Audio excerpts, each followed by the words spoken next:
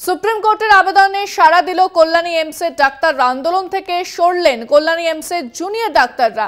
Kalyani এমসে outdoor পরিষেবা শুরু হয়েছে ইতিমধ্যেই। যে খবরের দিকে নজর রেখেছি, কল্যাণী এমসে আউটডোর পরিষেবা শুরু হয়েছে।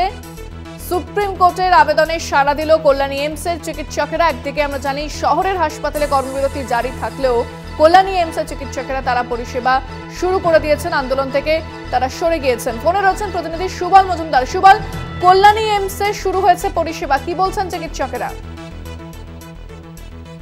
প্রায় 11 দিন পর আজ থেকে বহির্বিভাগ পুরোপুরি চালু হলো এবং যারা ইন্টার্ন এবং পড়ুয়া ডাক্তার তারা কিন্তু এবার কর্মবিরতি ছেড়ে যোগ দিলেন রুগী দেখার কাজে। যেটা গতকাল সুপ্রিম কোর্ট একটি নির্দেশ বা অনুরোধ জানিয়েছিলেন, যে আহ্বান করেছিলেন ডাক্তাররা যেন তাদের চিকিৎসা পরিষেবা চালু রাখে এবং তারা যেন চিকিৎসা পরিষেবা যোগ দেন। এই নির্দেশ কিন্তু মেনে নিয়ে কল্যাণী এইমস কিন্তু আজকের 11 দিন পর তাদের কর্মবিরতি তুলে পুরোপুরি আউটডোর চালু করলো।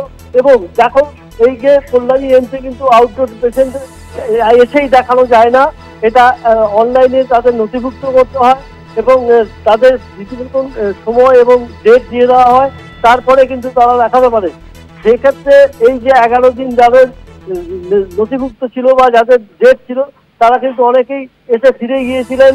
শুধু যে এই রাজ্যের বিভিন্ন প্রান্ত থেকে মানুষ আসে বা রোগী আসে তা নয়, এই রাজ্যের বাইরেও কিন্তু বহু মানুষ আসে এইমসে ডাক্তার দেখাতে, যার ফলে অনেকেই ভুগছিলেন।